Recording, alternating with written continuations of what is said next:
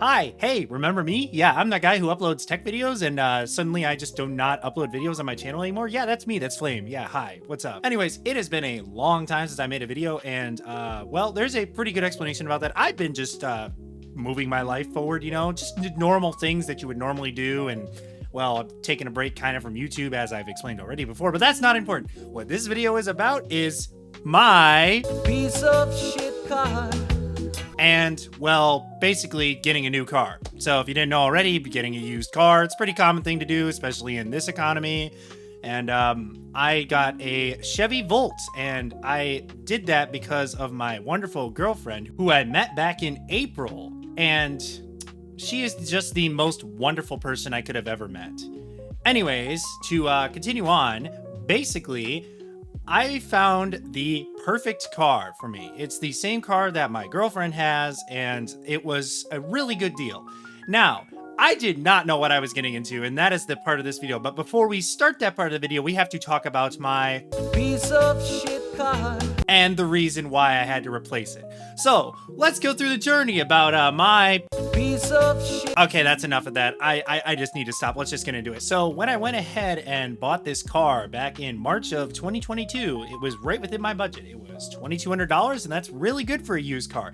What is this car in question that I've been calling a POS car? And you might be wondering, what is that car? It is a 2004 Saturn L300. I strongly advise anybody looking for a cheap car to 100% avoid this car. It was an absolute nightmare owning this car. Now, we'll start with how the first initial buying remorses went or whatever when I get into the video, but when I initially bought the car, I thought it was amazing. It drove great, got really good gas mileage, and there really wasn't a whole lot of problems with the car to speak of. That is, until this happened. Two-step.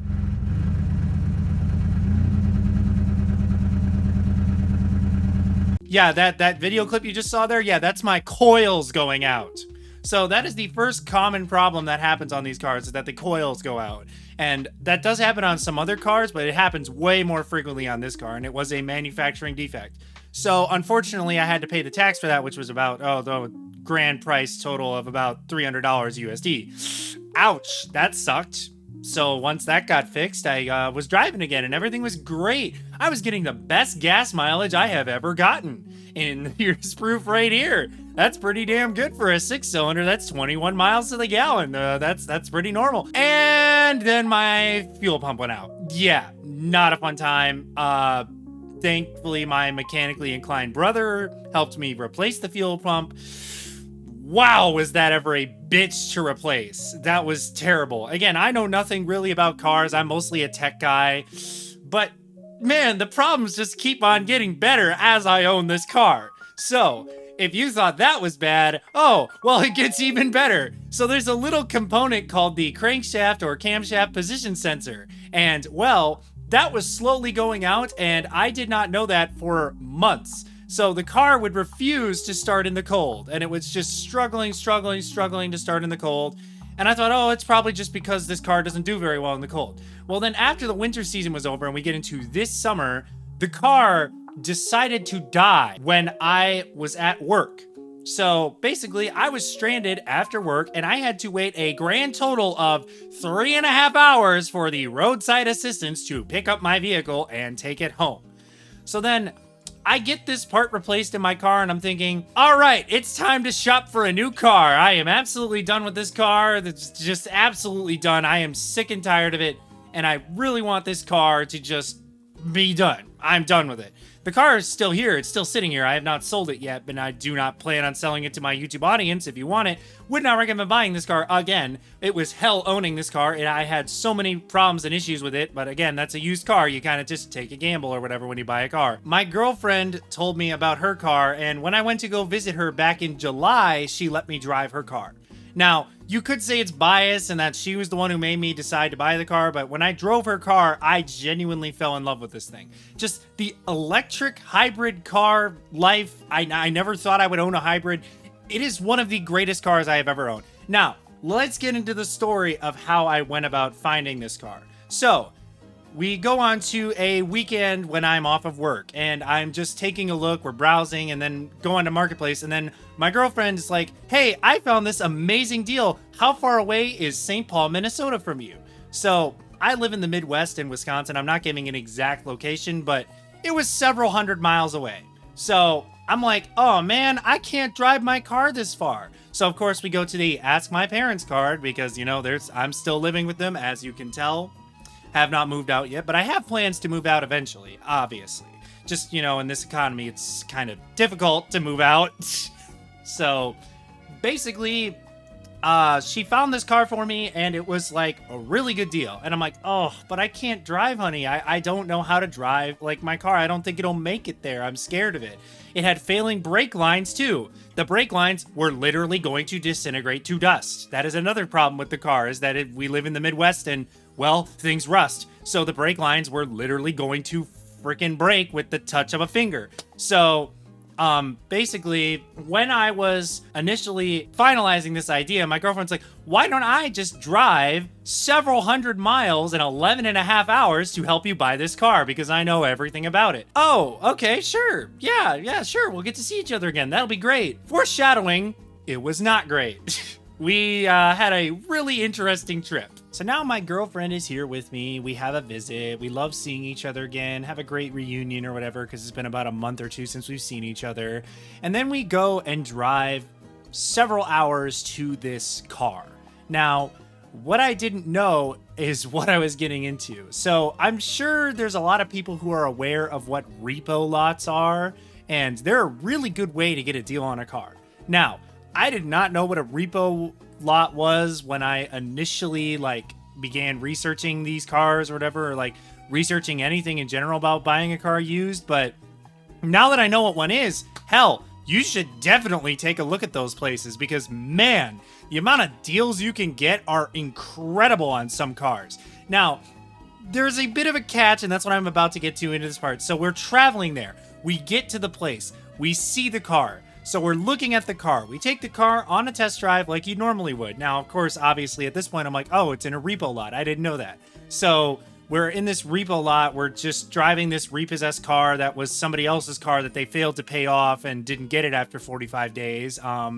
So we're driving. The car is great. And, well, it was pretty warm in the car. So okay, let's just turn on the air conditioning. And this is a big thing for these cars. So with the 2013 and 2014 Chevy Volts, the air conditioning system has to be functioning. If it is not functioning, the car battery will overheat. And the reason for that is because the air conditioning in the car actually keeps the coolant cool that cools the battery. It is a very complex system, and if that air conditioning system is not functioning correctly or barely working, the battery will overheat, especially in hot temperatures. Now, we were pretty lucky and it wasn't that hot, but the air conditioning still wasn't working and the car was at 90 degrees inside the cabin. And so we're like, hey, this AC is not very good after we went on our test drive. Everything else was looking great on the car. It had great acceleration, great braking. The regen was working just fine. All the battery-powered stuff was working amazing. The car had great power, great speed, great stopping, great regen. The battery part was absolutely fine. The second part of this is the engine part. So we said the AC isn't working that great. So then the repo guy comes in and he's like, oh yeah, let me go ahead and feel the vents. Yeah, this thing was ice cold when I was testing it out in the shop. So we went ahead and he turned the air conditioning on and was testing it. It's like, yeah, this feels pretty cold out of the vent to me. Well, it wasn't very cold. I don't understand what you were trying to tell us. No, it was not cold. It was maybe lukewarm, little bit cooler than the outside air, and that's not what you want for an air conditioning system, especially in a car where it is literally a requirement to have that working so that the car doesn't die, like the battery. So basically, he just looks at this and it says, yeah, I guess I can try to get it working again. So he takes the car into his shop, looks at it, and he plugs it into his fancy dancy $12,000 AC thing or whatever. He says, we got this thing. It was really cool. We got it for free from a repossessed car. And I'm like, wow, that's really awesome. You got that for free. I guess that repo lots get a lot of stuff for free from repossessed cars. So He plugs in the AC system, and this is honestly the point where I'm like, you know what? This guy is genuine. I'm not sketched out about this repo lot anymore. He spent the time to actually refill the air conditioning and recharge the air conditioning. Now, the AC machine did not function correctly. Gee, who would have guessed a random AC machine that you got out of a repossessed car didn't work? So we sat there for about 3.5 hours, and he was still trying to get the air conditioning filled and like all this other stuff. And so we're just sitting there wondering, did we just waste our time? Is this just a waste of time? Are we not going to buy this car? You came all this way, honey, and you spent a lot of money to get here, and a lot of driving time. It was 11 hours. Are we actually going to get this car? Is this just going to be a big waste of time? Well, it actually didn't end up being a big waste of time, but unfortunately, this is the part of the video where things took a turn for the worst. So basically, we found out that I could not just purchase the car right then and there, and after they got the AC fixed, they actually got the AC fixed in the car. Hallelujah! I can buy the car now because the air conditioning is functioning, and I'm not going to buy a lemon. Or so I thought.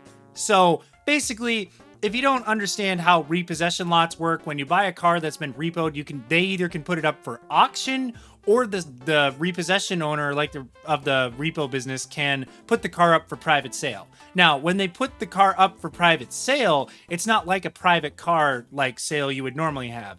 They do not have possession of the title. That is the original owner of the car and or the lien or loan place where they got the loan from for the car, which was the case for this car. The person who bought that car, they basically said it was abandoned, and neither did the owner nor the loan company want the car back. So the title was just MIA. So the title did exist. It's just that I had to get it transferred at the local DMV, or Department of Motor Vehicles. So unfortunately, that whole fumbling around with the AC system meant that the time for the DMV to be open was out of the window. Gone. Couldn't go to the DMV. So now that I knew that the car was functioning, I was going to take a risk. I was just taking cash in hand right there. The cash, had it in hand, handed it to the guy, went through all the paperwork, bought the car. He gave me the key to the car, and we just took a gamble. Now, there were two options we had. So I have family who does actually live in St. Paul, Minnesota. And we could have stayed there, but when I tried to call them, they didn't answer, and well, it was kind of out of the blue, and they had never even met my girlfriend before, so it would be kind of weird to just have a stranger in their house that they've never met. And I mean, they're pretty understanding, but that is kind of weird. Obviously, they didn't answer the call, so my girlfriend and me were frantically looking for just any hotel that would take us, and we found this $60 a night hotel, which was very kind of meh. It was very terrible, just like, your typical hotel experience. We got a balcony view of the parking lot. Yes, it was a balcony, but it was a view of the parking lot. So was it really that good? No. So we stayed in this $60 a night hotel, $70 after tax, and then immediately in the morning, I call the insurance company while we're on our way to the DMV, get the car registered because I had the key in hand and the VIN number. So now I had the key, VIN number, just had to get insurance on the car, waited on the phone for about the whole 25-minute drive it took for us to get to the DMV, got the insurance card emailed to my email so I had proof of insurance to actually get the title for the vehicle. So basically, this whole process to me was just so complicated and annoying, and I as a young adult who's never had to do any of this or never bought a car from a repo lot, this was such an infuriating and frustrating kind of thing that I had to do. And it ended up being just like the most stupidest process I've ever seen to buy a vehicle. But man, I was like really, really hoping that cheap price I bought the car for, if I just went through all this and got it over with, that it wouldn't be a problem anymore. So we get to the DMV. I have proof of insurance. I get the vehicle registered. Cool. I get a temporary plate. We put the temporary plate on the back of the car when we go back to the repo lot, another 25-minute drive back, and then we take the car and I'm driving it. Great. Amazing. I have plenty of gas. I have plenty of electric charge. I use the first 30 miles of electric charge that the car has to get out of the city and to get on the road. Okay, cool. Everything is going swimmingly. Okay, I'm about to run out of electric charge, so that means it's going to go kick into hybrid mode and start the engine. Well, this is where things take a Rich Rebuilds kind of turn. And now, if you know anything about Rich Rebuilds, you know he buys a lot of those cheap cars that are either EVs or hybrids or whatever that have problems. This felt like a Rich Rebuilds video. And so basically, the car refused to accelerate. I got a flashing check engine light while the engine was running, and I just pulled over to the side of the road, and this is what we were greeted with.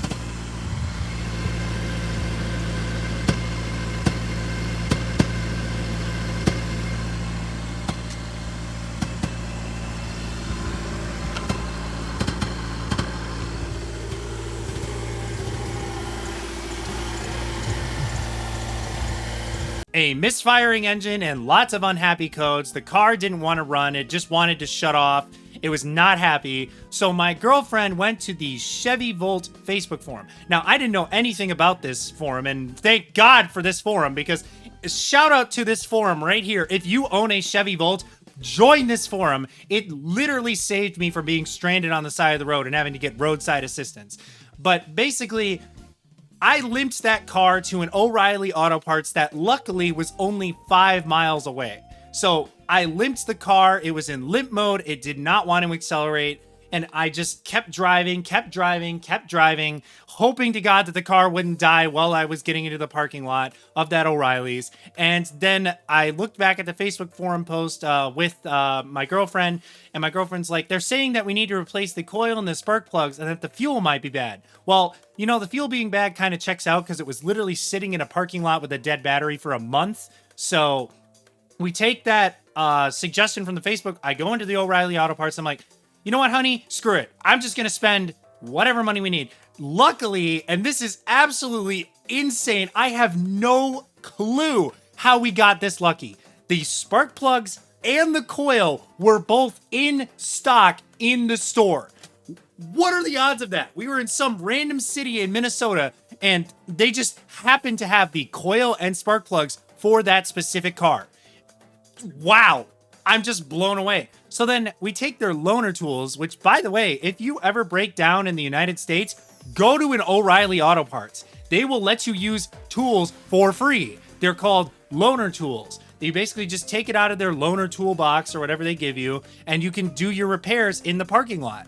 So I buy the coil and the spark plugs, and we go ahead and replace them. Here's the video of me doing that. I am doing my first ever spark plug and coil replacement in a parking lot. And it's going pretty well so far. I'm hoping that this makes the car run better. I'm doing mechanical stuff for the first time ever on a car by myself, really, other than changing the oil. And these are surprisingly easy to change. So I guess it's a lot better than my Saturn. I guess that way, if you're thinking that way. Broken down on the side of the road with my honey. Well, we're at an O'Reilly's, but yeah. Just hoping that this gets me going home, because I don't have enough electric to go more than 15 miles, and the engine is not running right, so we're hoping this fixes it. Hand tight, and just tight enough to the point where you can't turn it. Right there. Okay. And you take out the next one.